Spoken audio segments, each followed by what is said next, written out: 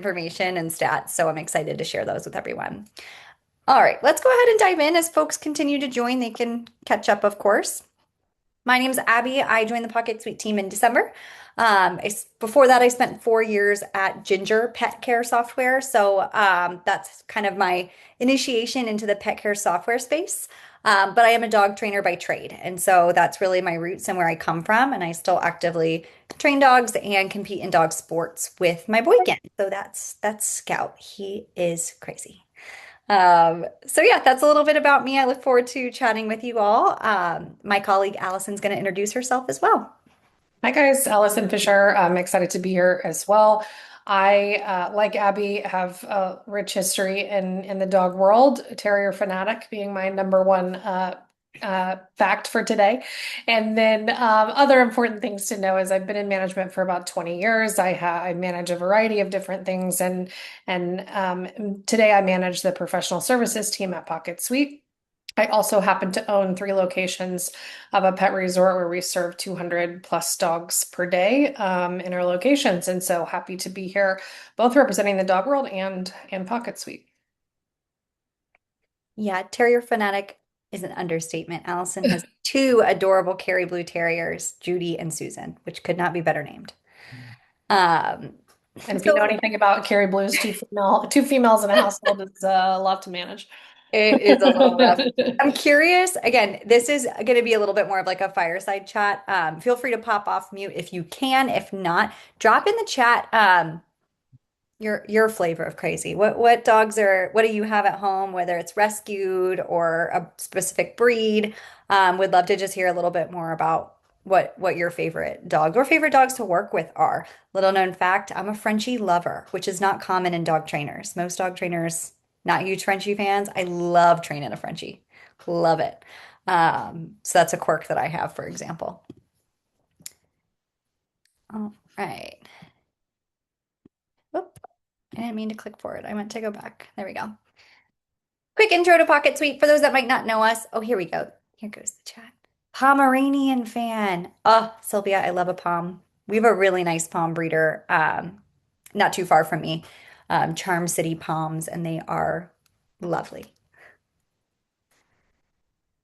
There we go. I think we got everybody in here, and you might be able to unmute now. Again, small group. I just like people being able to pop off mute and chat. 3 doodles at home. Not who I want in lodging. Oh my goodness, I love it.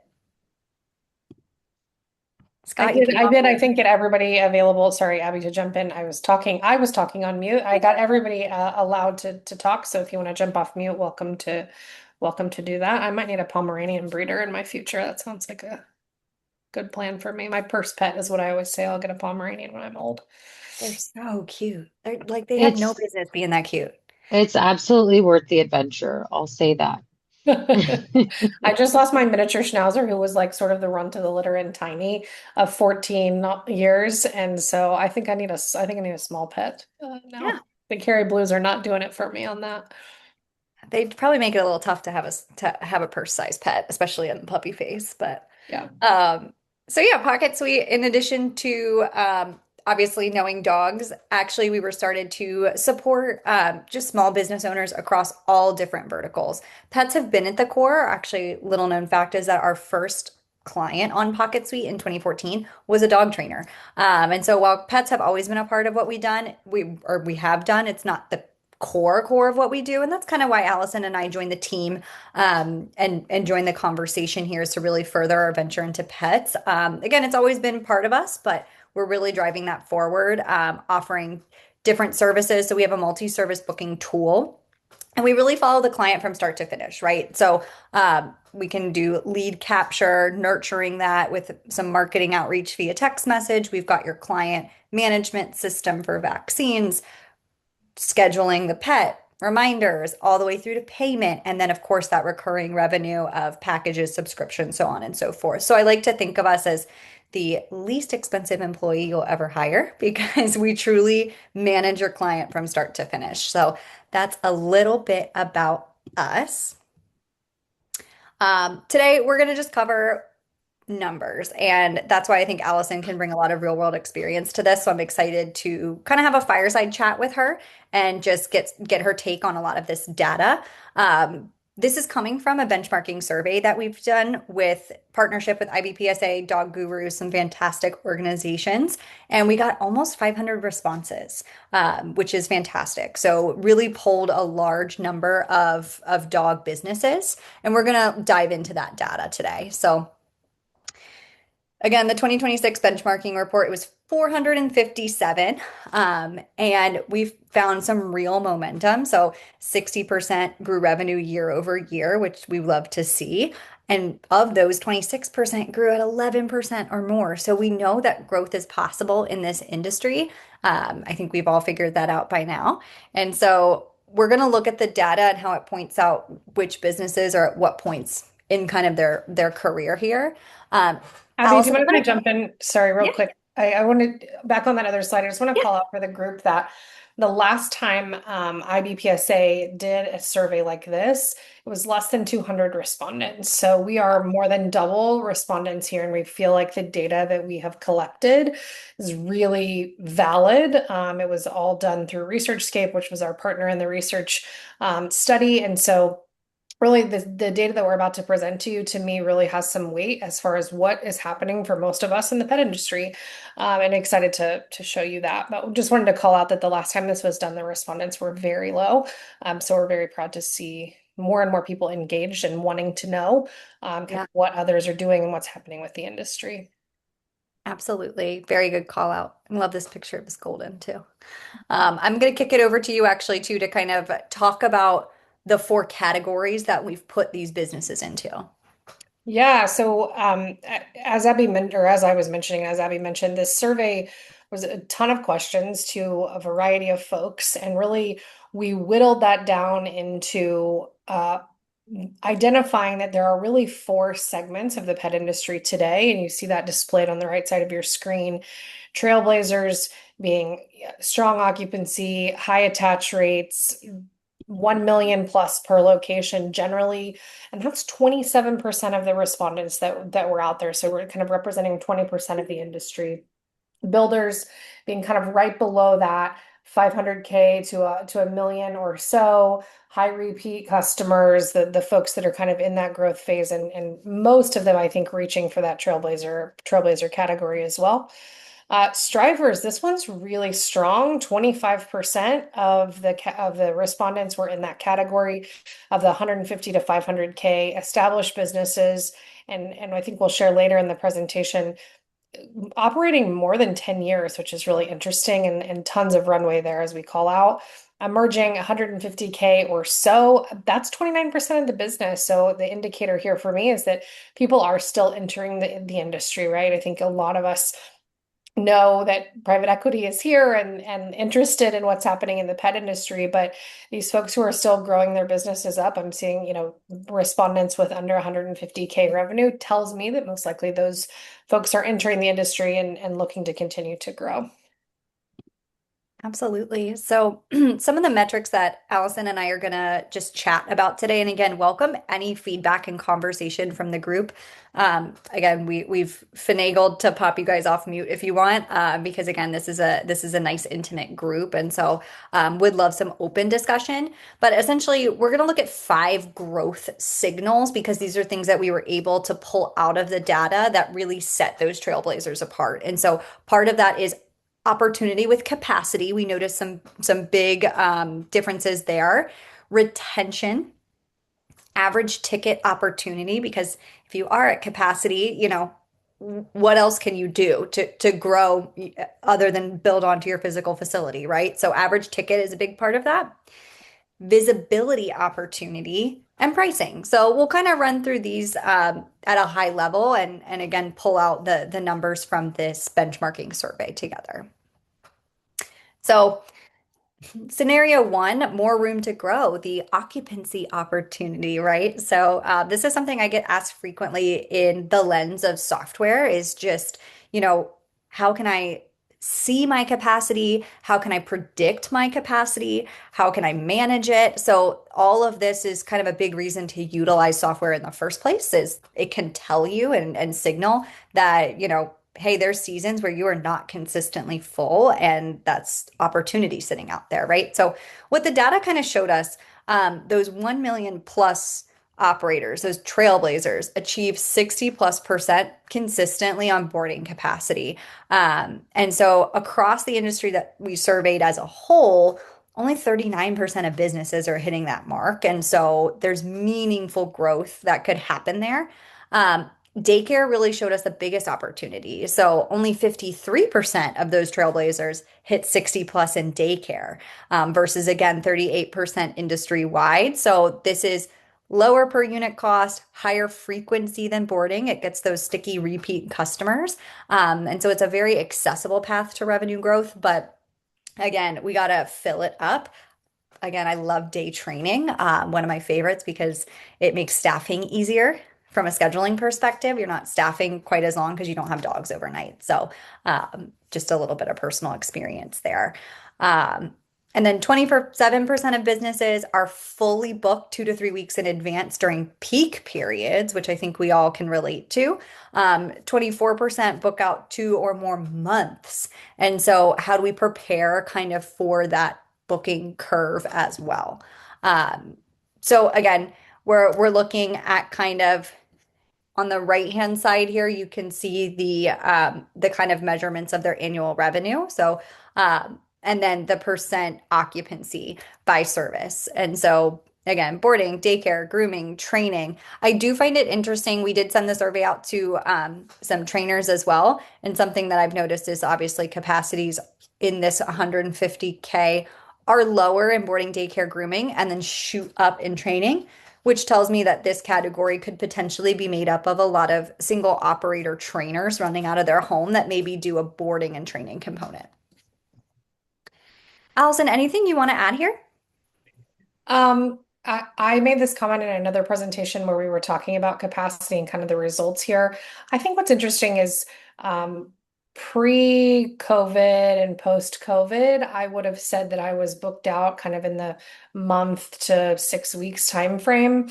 Now I'm seeing such a rush of booking at the last minute, most generally on a wait list, especially this time of year. But that is sort of an observation over the years from me that the capacity, the way that people are booking and the amount of time out that they're booking to me looks like it changed. That's not from this benchmarking study, but just in my own mind, when I'm thinking about my own data compared to this, I would say that my bell curve has changed a little bit, which may be the case for you guys as well. Just an observation from my perspective. I'm so glad that you said that. Hi, sorry. This is Sylvia. Hi. Um, I've definitely noticed that change as well. I was wondering, is it totally obnoxious if I ask you to go back to the last slide? I just had a question on that slide. Absolutely not. Let me just go back here. Yes. Um, okay, so it is fully booked. That's what I was wondering. So 27% of businesses are fully booked 2 to 3 weeks in advance. Correct. Yeah, I definitely think that for me, fully booked, that was more, even just in this year, I would say it's been like an economic change I've noticed happening in the last, like, I would say year and a half, where now I'm sort of expecting there to be last minute bookings, where before I would be like 2 or more months. Yeah. So I feel like that's an interesting curve that's happened. Same for me, for sure. It's like, we're looking at boarding on a Monday, what's coming up that following Mm, weekend, and we're always up another 15%, it seems like, because people are calling yeah. at the last minute. It's a good call out. That is a very good call out. Thank you. Absolutely. Everyone continue to please pop on and off mute. Again, this is a pretty intimate group. So, and the other piece of this that we kind of just hit on, right, is the seasonal dimension, peak versus off peak. We all see this.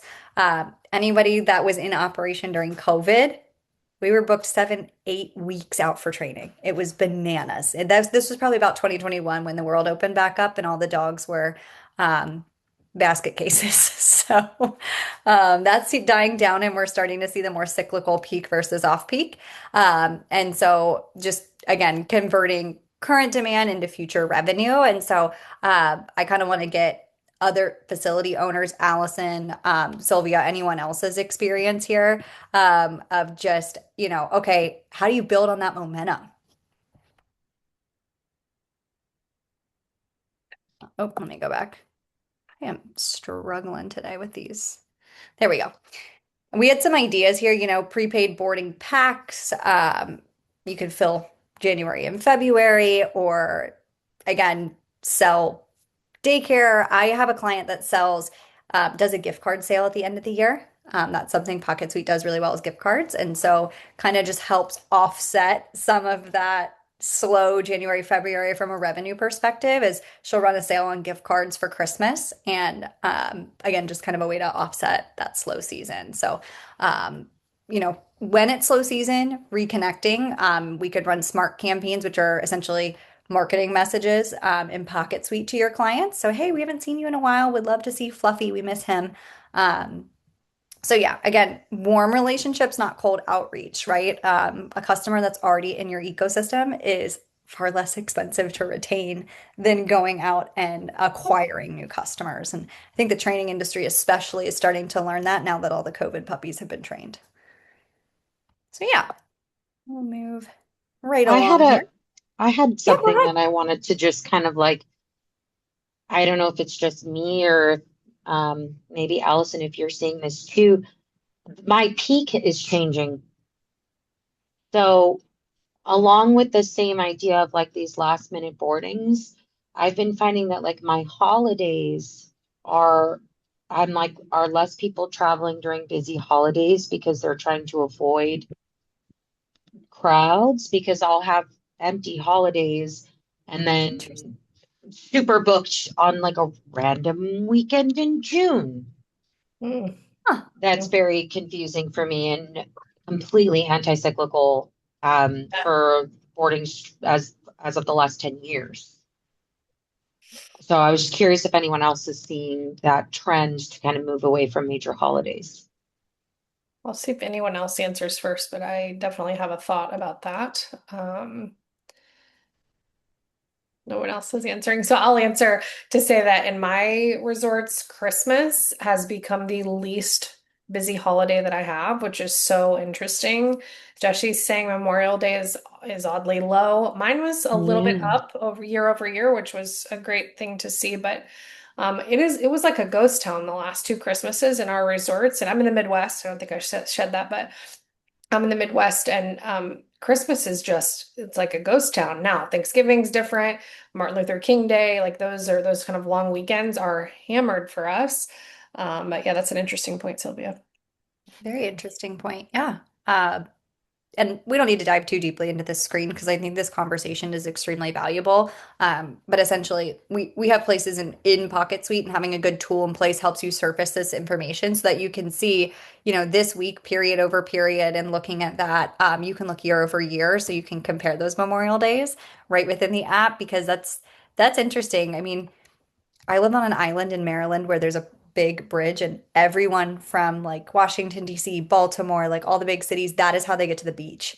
And I live on the other side of their beach. And I don't even go to the grocery store Memorial Day weekend because it takes me 40 minutes. Like it is a nightmare, and we just batten down the hatches. And so we certainly don't travel during peak holidays. Um, I think also people are starting to stay home. Homeschooling has risen, and so you don't have to play with the kids' holidays anymore. Could potentially be a deciding factor. So, Oh, that's a really good point. I did not consider the homeschooling factor. yeah, and you're not tied to a school schedule for travel. So yeah, so let's talk about scenario two, moving along here. Um, Retention. I'm gonna kick this over to Allison because she's awesome, awesome, awesome at this and has some really good ideas and information. Thanks. No pressure here. 50, let's talk about the data first, and then I'll kind of offer my own insight. And that is that 54% of the businesses reported 75% or more of their monthly revenue comes from repeat clients. The 80/20 principle, if you don't know that and don't follow it, I 100% recommend checking that out. And that is sort of the concept that 80% of your revenue is most likely coming from 20% of your customers. I think this is indicative of what we're seeing in this benchmarking study is that repeat customers are our bread and butter. Obviously, it depends on the business you're in, right? Training, the repeat is a little more difficult if you don't have day training and daycare and those kinds of things. But those repeat customers being really, really important to the business, as you see, 63% of the builders, and then obviously the trailblazers being higher as well. And so for me, yeah, the repeat customers, I think I feel at least that we're all sort of checking the temperature on the membership models. It's been out there for several years, lots of people using membership models in a variety of different ways.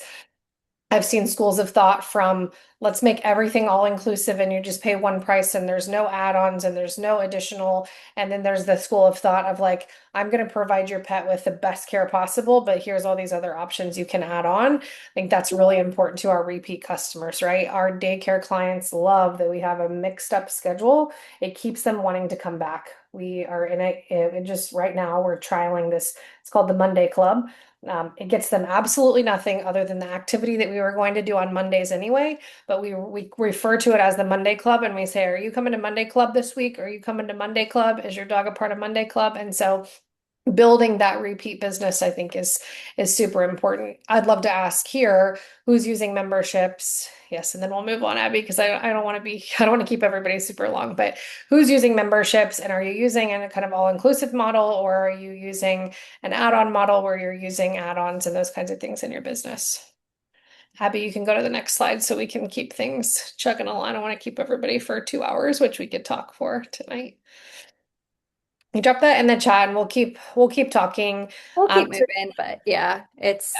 I think I'm seeing it more and more. There's a really cool dog sport club that, again, if I didn't live over a crazy bridge, I would join. And it's a monthly, all-inclusive agility, nose work, all the fun things in the DC area. And I'm super jealous. So if you live in an area where you can offer that, offer it. Mhm. Hi, can I ask a question? Yeah. Would you consider so like subscriptions the same as membership in terms of like how people are booking, or would you consider membership like a different, is that like a marketing term, or how are you differentiating the difference between subscription and membership?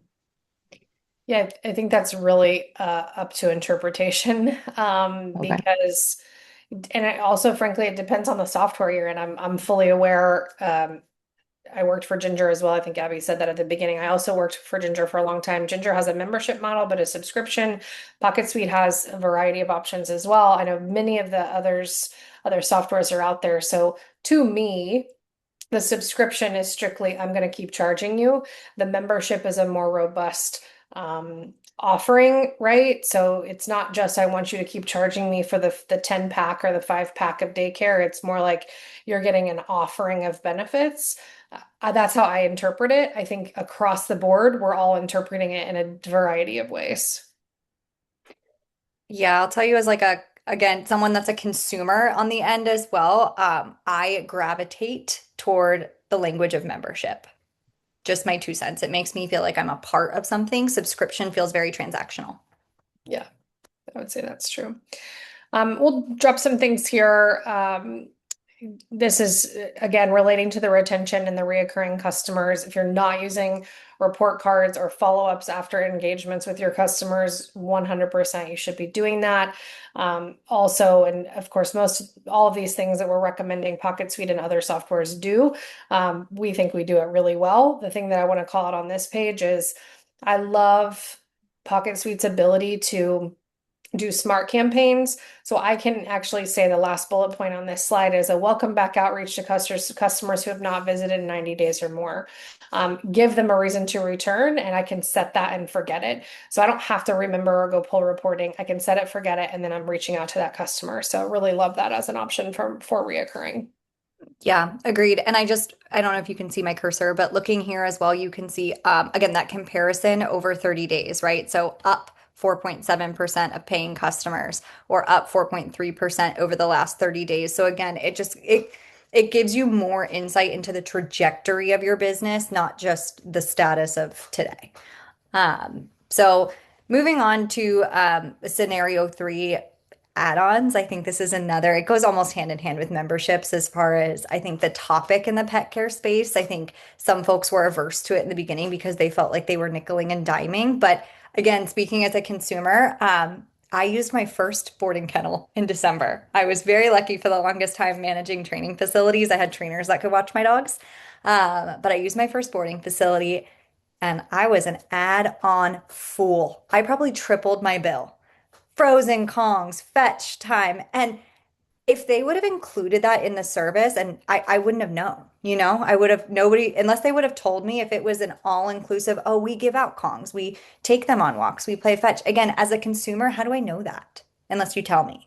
And so having it as an add-on, I will say the nightly price was quite low for the facility that I used because they had so many add-ons. And again, I added probably six a day for my dog. So, again, food for thought from a consumer perspective, the data itself is showing that 43% of businesses across the industry see add-ons on four or more of every 10 bookings. So four out of 10 bookings, but then 1 million plus operators, those trailblazers, rise up to 72%. And so that's what these folks are doing differently. They're taking advantage of add-ons. And again, I think my dogs are special. I think in a good way, in a bad way. They're special. And so I want them to have a unique experience and I want to have a hand in curating that experience when they're at your facility. And so again, that's how I read add-ons. I don't read it as nickeling and diming at all. I read it as the client having a say in what their dog experiences at your facility, and that's extremely powerful. Anyone else have anything? We can look at the data here, but I'd love to open up the conversation. What are you seeing? You can drop them in the chat or come off mute. Alyson, what are your most popular add-ons? Oh man, Frozen Kong for sure. I think it's followed by Private Walk right now. I haven't looked for a while, but it's usually Frozen Kong, Private Walk, lick mats, and puzzle feeders are kind of in the same category. But those would be our top three.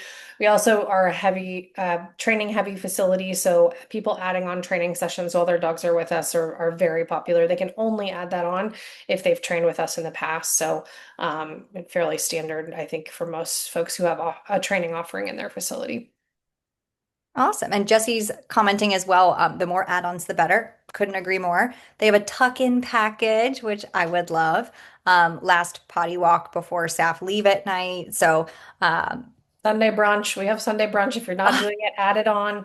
Add on Sunday brunch. We do a puck of frozen yogurt with 4 blueberries in it. We sell it for $10 a piece. People absolutely love it.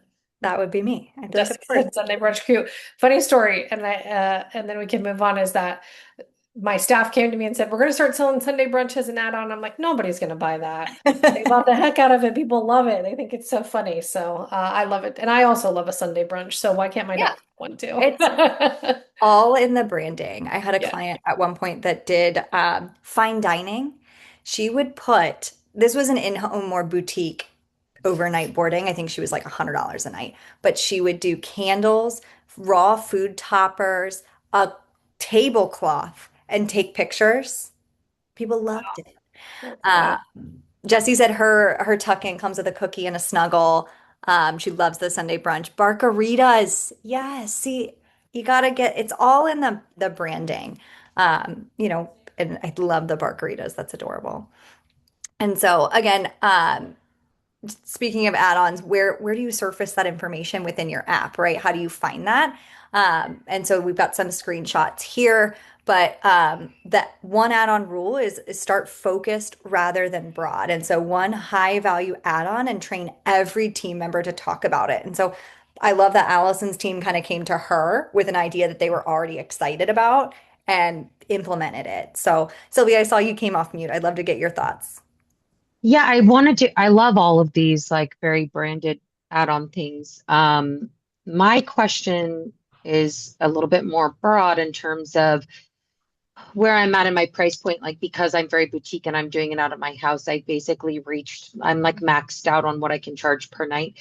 So my idea for how I could increase revenue on my boarding would be to do more practical add-ons, like things that I don't charge my clients for is like medication administration. But some of my clients have really complex medication administration and like need allergy baths every 3 days and things like that, that I don't charge as an add-on. It just kind of comes inclusive with the cost, but is something that I've thought about creating an add-on for. Is anybody doing these like really practical add-ons? And I'm just trying to wrap my mind around like the fairness of like charging if I have to pill your dog every day. Yeah, it's certainly a conversation I've had with dozens of clients. A common thread I see is people will maybe not necessarily charge for pills, but they'll charge for injectables or like those baths that you were talking about. That's always a good place to start. The really high labor stuff, the stuff that requires special storage. Because again, if you, especially if it's an easy dog, like my dog takes an allergy pill and I just throw it in his food and he eats it. So it depends on the administration. Yeah, I have like a 17-year-old Chihuahua client that takes 8 pills and I have to like pill him manually because he My picks it gosh. out of cheese. Like he will pick it out of a hot dog. Oh my It's, gosh. yeah, and then he bites you while you're pilling him, but also he has no teeth, so I'm safe, but He's gumming you. I Yeah. I would agree with Jesse in the comments. I was going to say as you're yeah, I was saying, looking at Sylvia, that. like for me, a pill is not a charge. If it's an injectable or something more complex, there is a med charge for it. Anytime a dog is going in a tub for me, that's a charge because grooming, any sort of grooming is a lot of work, and I don't think people Yes. understand or value that. So that for me, that is non-negotiable. Unless the dog, like if the dog's in the kennel and has an accident, and like we just need to wash the dog off quickly, for sure we will do it. Because we're not gonna let the dog, not be clean. But if it's going in the tub, it's generally getting charged. Hey, Scott, go ahead. I see you raising your hand. Yeah, thank you guys. I've got so many questions. Sylvia made a good point with being in-home boutique, probably charging the max, like she had said. Um, Now I've got two businesses and two Pocket Suite subscriptions, I guess. So two separate LLCs. I've got the training, which I'm not really that concerned about. I've been doing that for 20 years, but the other business I'm not up and running yet. I haven't even opened yet. And I will be doing, in fact, I've got one booking coming up for in-home boarding. And Mhm. I'd like to know what is the average for a boutique type charge versus now I know somebody mentioned $90, like meaning it was really, really high, or $100, I think you said. Yeah. What is everybody charging for that type, and can you do add-ons if you're up that high, or do you lower your base rate and then capitalize on that add-ons? Is it in your home or the client's home? It would be in my home. Okay. You're in Connecticut. I mean, again, this was a client in Lake Norman, North Carolina, if that helps. So it's a very affluent area of North Carolina where a lot of like the big car manufacturers are. There's an F1 team based out of there. So that's the clientele we're talking about in her case of $100 a night. Um, but certainly I dropped an idea in the chat too, is like the more service-based stuff like nail trim. I would personally keep your prices up there. And then the things that are seen as a service, right? Like a nail trim. Hmm. Sylvia, for your case too, right? The things that people view as a service, like a bath, a nail trim, I think even if you're at a higher price point, people aren't going, really? You're charging me $100 a night and then you're gonna charge me for a Kong? I can see that logic. It's not gonna happen if it's a nail trim or a bath because it's a service. Gotcha.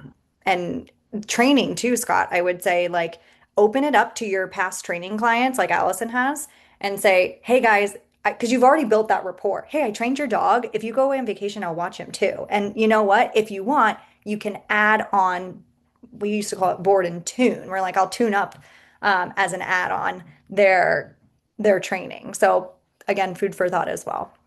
Great. Thank you. Yes. Scott, if it's helpful, I don't know where you're located, but when I first designed my pricing model, I basically looked at what all of the facilities in my area were charging, and then I just priced my model roughly 25% higher than them because it's in my home. And then I just gradually raised my prices year over year to where now I Beautiful. feel like I've kind of hit my max, which is I'm at $95 per night. But I also have different price points. So I charge more if it's a puppy 18 months or under. I also charge for a board and train brush up, which would be once your dog completes a board and train. And then I have a minimum requirement, which is that all of my clients have to have done a board and train before I even offer them boarding in my home because I prioritize my clients who are paying for the board and train service, which ranges from 200 to 300 per diem, depending on the case, if that helps. That helps a lot. Thank you. I really appreciate that. So your board and train, doesn't it matter how long or no? It does. So I've priced mine based on packages. So like per diem is $300 per day. And I love Pocket Suite because I can differentiate whether I'm charging per day or per night because I'm not going to charge you for when your dog's sleeping, right? Um, but I do want to Yeah. charge you during the day when we're actually working and doing things, even if it's just your dog hanging out at my house, that's working to me, right? Because there's structure, there's management, there's other dogs around, there's stuff happening all the time, as you know. So I do the per diem, and then the longer your dog stays, the less it costs. So when you look at my website, I actually priced it and marketed it so that it looks like a price slash. So I'm like, oh, if you stayed for 3 weeks, it would be $300 per day times 21. And then I slash that. I'm like, but it's only $4,500. So people feel I like it's this love it. really special deal. I've also played with quote unquote special pricing where I'll do that slash and say, oh, I'm having a summer sale. And for my summer sale, if you stay for 3 weeks, it's this price. And last summer, I actually priced it higher than my normal 3 week board and train, which would normally be $4,500 for 3 weeks. And then I priced my summer special to be on sale at $4,800 because I have that side by side pricing of, well, it's $300 per day, but this is your discount. I sold 3 week board and trains left and right because they thought they were getting a deal. So you really your pricing can be whatever you want it to be, so long as it falls in line with whatever's happening in your market. So just a little market research. Excellent. Love it. Thank you. Thank you so much, Sylvia. And thank you, Wendy, who mentioned as well, like Wendy's a trainer and she charges $100 as well per night because they're her clients in her home, again, constantly working when they're in the home. I love this. This is such good stuff, guys, being able to have this small group and kind of coach and help each other. Um, Thank you, I Wendy. love it as far as the add-ons. Again, it's you can go as fun or as practical with it as you want. Um, and so next we're going to pivot a little bit and chat about visibility opportunity here. And so again, we've kind of talked about the existing clients, right? Client retention through packages and memberships. We've talked about, add-ons and kind of adding that excitement. But now we've got our loyal clients, operations are running, and so we're looking to expand. And Scott, it sounds like this is where the sitting side of the business or the boarding side of the business is at. And now we're filling the calendar with people we know, and we're going to look into bringing new clients. And so the data we looked at is those trailblazers doing over 1 million a year. 49% of them are using paid digital ads across the industry. 33% do. So meaning paid acquisition is accessible. It's something that every tier is doing. But again, those 1 million plus operators are doing it at a more consistent rate. Um, 39% of those large operators also have a formal referral program.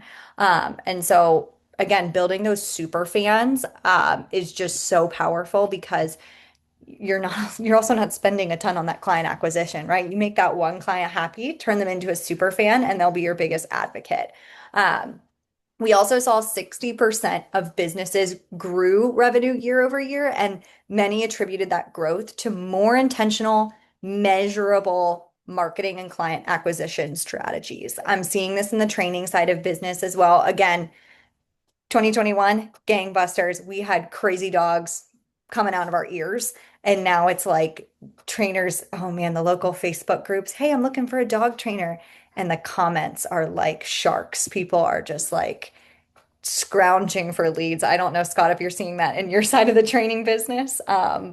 There's It's funny. It's almost like you're reading my Facebook, because yeah, you're absolutely right. And the comments, I swear there's got to be 1,000 trainers in my area now.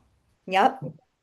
Anyone can call themselves a dog trainer. Anyone can call themselves a pet sitter. That's another one that I see a lot of. So, um, Wow. yep, marketing is becoming more of a thing to separate, those again, those 1 million, even those 500K, 250K plus businesses and up. Marketing is kind of one of those things that's setting them aside. And so to dive into this a little bit further, look, those less than 150, this is something I find really interesting. I'm looking at this left column for the minimal paid marketing. Um, so they're doing some level of paid marketing. The under 150K are actually doing more minimal paid marketing than the trailblazers in the 1 million category. I thought that was interesting. Again, just which makes sense, trying to build that book of business and get off the ground. Any thoughts here from the group about marketing? What's worked well for you? Geofencing. I started doing it. It definitely helps. We do it in our non-pet business as well. And that was the first one I actually tried geofencing with. There's tons of companies out there that you can do it, but you can also teach yourself how to do it using Claude or ChatGPT or something along those lines. So I like that because then you can just draw a circle around the places where you think your customers are and it targets. And for us, that's paid off really well. Interestingly, I am in the trailblazer category, and I do not have a formal referral program. So I differ in that way.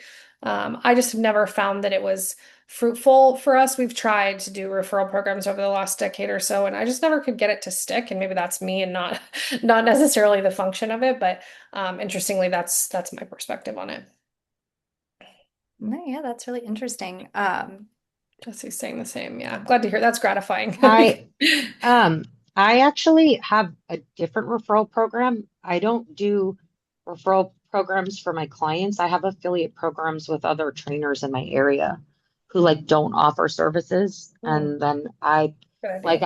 there's a lot of trainers that don't do board and train or they don't want to do board and train or boarding. And so I have affiliate referral programs with them where they get custom Pocket Suite booking links so that I know if it's their referral, and then I pay them out a referral fee for sending their clients over for boarding or board and train, Love that. just as another referral idea. That's really smart, Sylvia, because we used to do that a lot. We would do educational sessions with the local vet clinics. Dog bite prevention week. I was at vet clinics dropping off donuts every morning, doing seminars on bite prevention, and forming those relationships is really key. And think outside the box too. Like I'm a part of a therapy dog organization, and recently one of our members had a mobile dog teeth cleaning business come to her house because Giuseppe the golden doodle is 11 years old and she didn't want him to be sedated. So this person came to her house, did the teeth, all that stuff. And of course, she sends that information out to the entire therapy dog team. And now they've got a line of dogs that are like ready to book these teeth services. And so, think outside the box. Do you have local therapy dog organizations, kennel clubs, sports organizations? I know it's niche, but again, like you said, Sylvia, building those relationships is just really key. Awesome. Let's keep going. All right, so natural progression in the data. Um, Again, as businesses grow, their approach to client acquisition evolves. Word of mouth is huge and it gives way to intentional referral programs and partnerships and occasional promotions turn into digital campaigns and kind of like Sylvia said with trackable results. Both Alyson and Sylvia had mentioned either geofencing or trackable referral links, two things that Pocket Suite can actually support. Pocket Suite can break down your zip codes for you right in the app. And then same with like Sylvia said, it can break down those formal referral links. We can also UTM source if you're really into marketing. We can source where clients are actually coming from as well. So, what at the bottom here, we have what moves this number. And ideally, it's reducing the friction in the booking process. It allows more inquiries to just flow. So many tech stacks out there, other pet softwares. The first thing the client's hit with is create a profile. And the client's going, are you even available when I'm going on vacation? They're not even able to see your availability before we're hitting them with, yeah, put your vaccines in, tell me about your dog, tell me your. So reduce that friction, show your availability, show your pricing. Then when they commit, And by the way, tell us about yourself. Tell us your dog. It gives it a much more seamless experience and increases follow through. That abandon rate is so high often.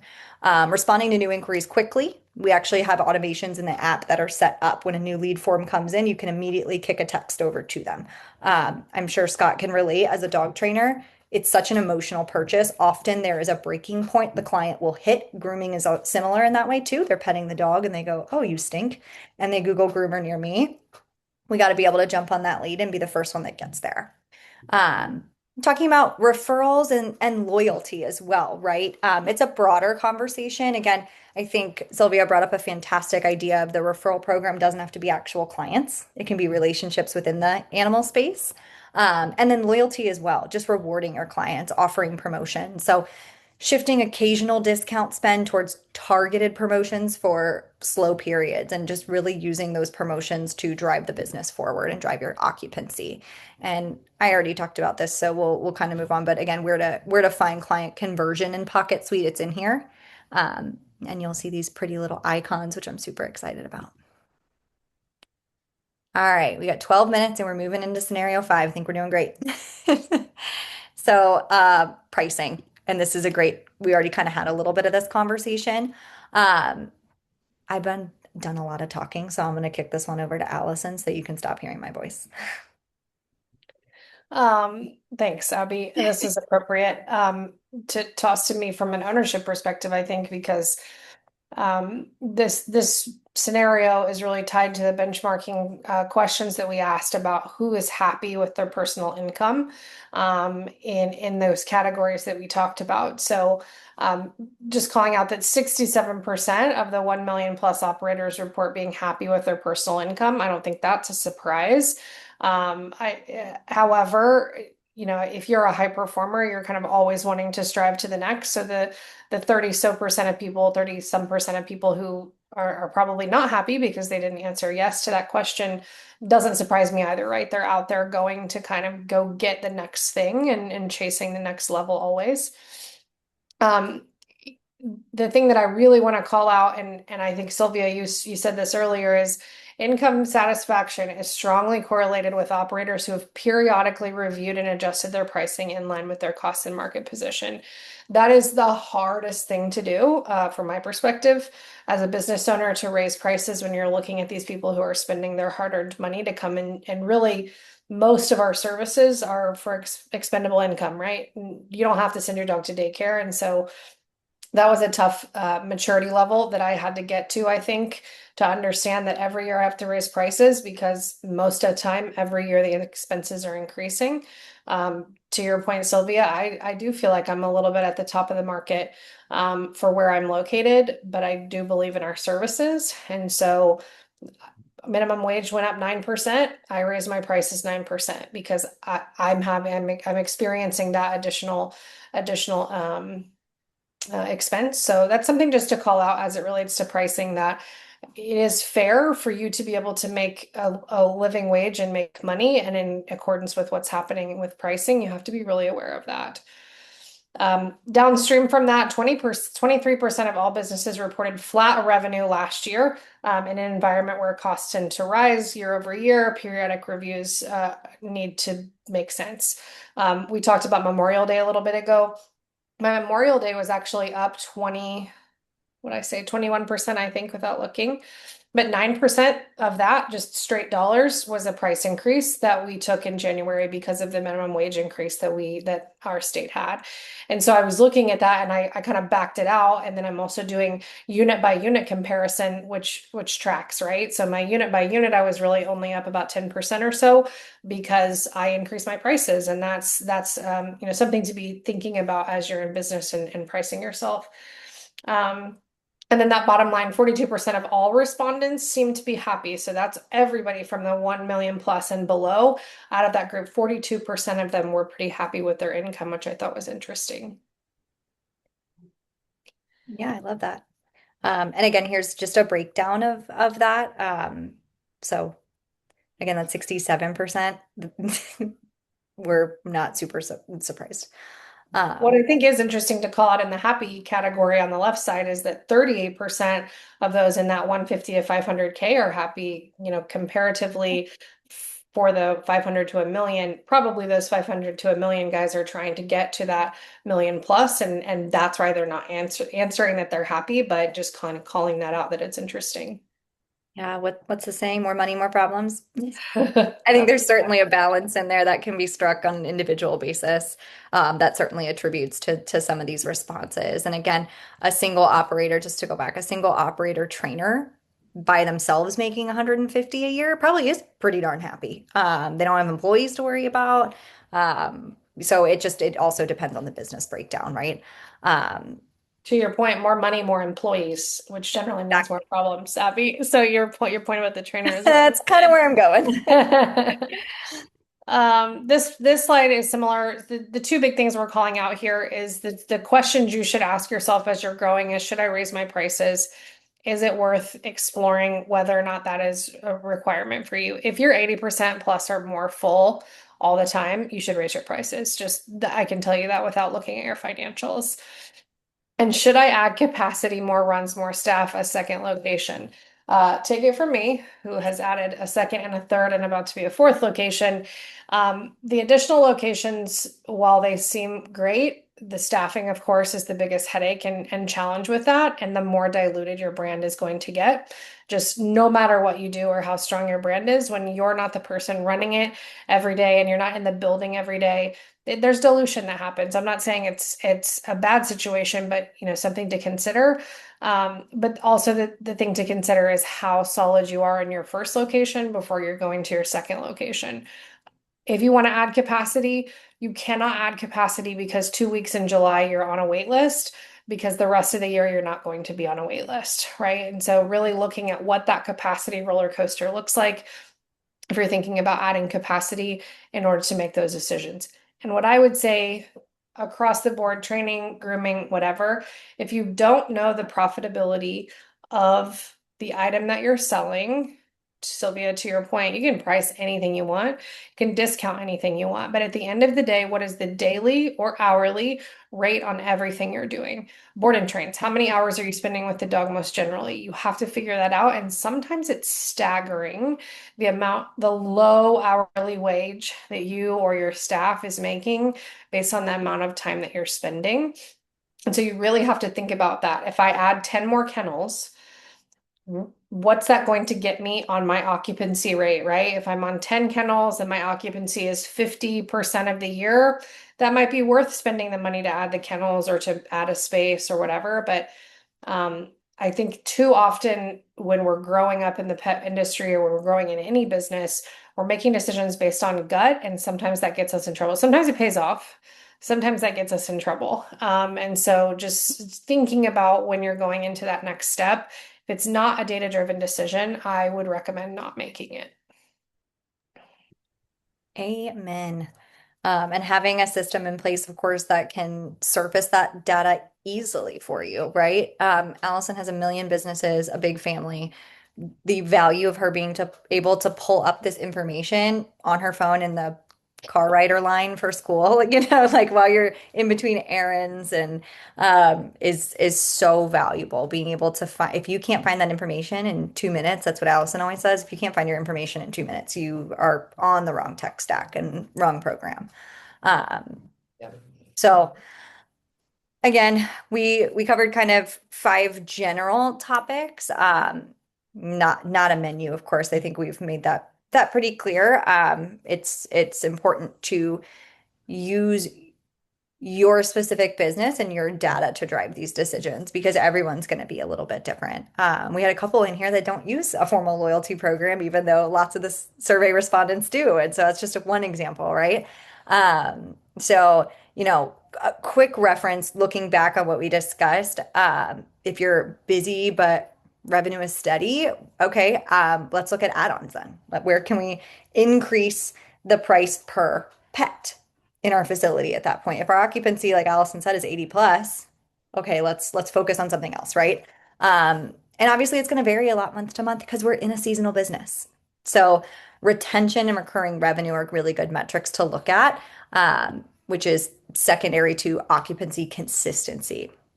Um, Looking at slow season when it hits harder, the primary opportunity is, offer special pricing, packages. Again, my client does gift cards, subscriptions to keep them coming during those slow seasons, memberships, again, that recurring revenue. Who was it in here? I think it was Jesse said you have 3 doodles. I've seen people offering those that offer grooming, doing doodle specific memberships for those clients that have higher maintenance pups. So something to consider as well. Um, New client volume leveled off. Okay. The opportunity there is visibility and inquiry conversion. So visibility through marketing. And then again, that speed to lead on the inquiry conversion. Get to those emotional purchases quickly.